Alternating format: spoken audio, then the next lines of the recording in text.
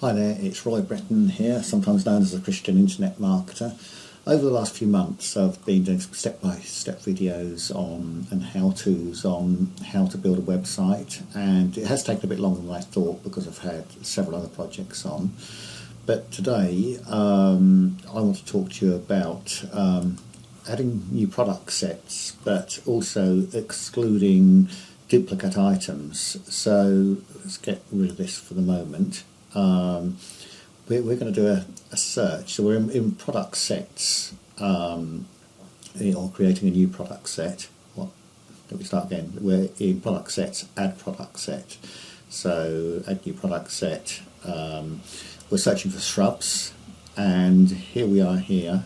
So I've already done a search, but I'm going to do a search again just for the sake of this video. Sometimes we can get duplicates. So for example here we've got duplicates, but they are from two different places and they are the same price. That's not so bad, but sometimes we can get duplicates of the same thing from the same place. Maybe the best way to explain it, if you were selling shoes for example, and you had a shoe the same price but in a different size, you may have 7 or 8 different shoe sizes, which we don't really want. So and the same kind of happens with plants in a different way. So I'd like to show you how to do this. So we're going to add filter here, and we're going to scroll down to the bottom, or it's the bottom of mine, so exclude duplicates.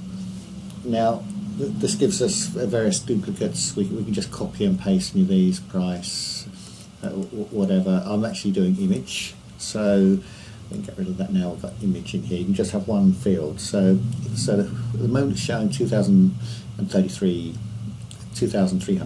products, total products. Let's do exclude duplicates.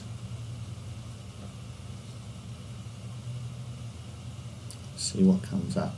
So now we've got 1,733. Now, for example, as I said earlier, these are the same, but any duplicates that have the same image or anything,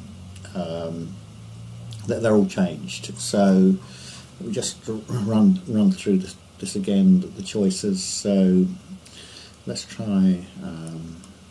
Let's try the question mark here. If you click on that question mark instantly, that brings you to the list. So let's try direct URL. See what happens instead. Let's copy that. Paste as plain text. Now let's search again. So it's showing 1,733 total products.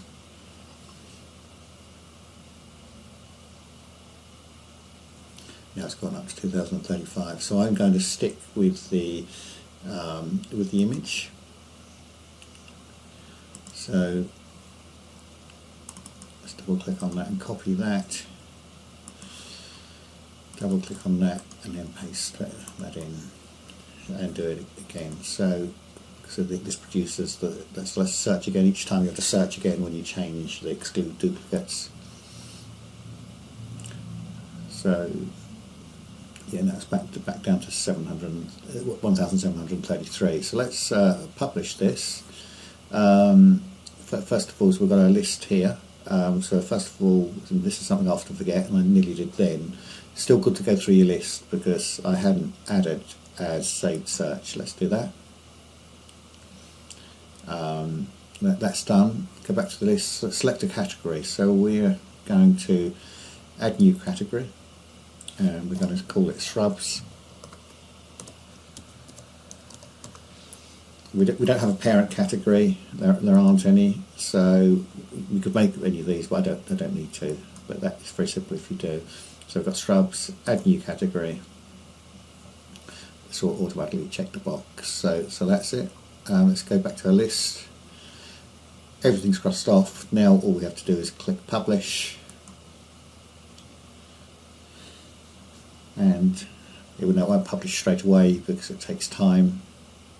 So there it is.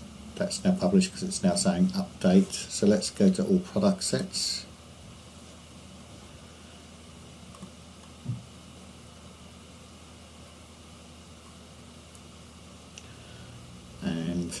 So this one's actually updated. Vegetable seeds is updating now. So let's let's go to shrubs. We can click on that. We're going to bump up with priority, and we're going to click apply.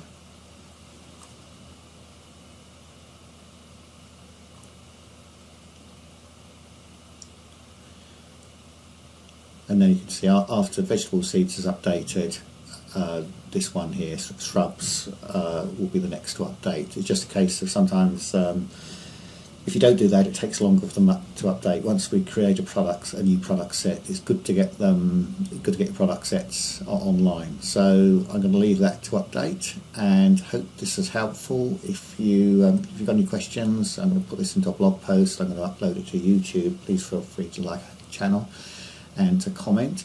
I wouldn't say I'm an expert with Datafeedr, but I've been using it for a little bit of time now, and I'm learning and I'm sharing my experience online basically. So like I say, don't know everything, but I'm here to try and help if I can. So please feel free to comment. Thanks very much for watching.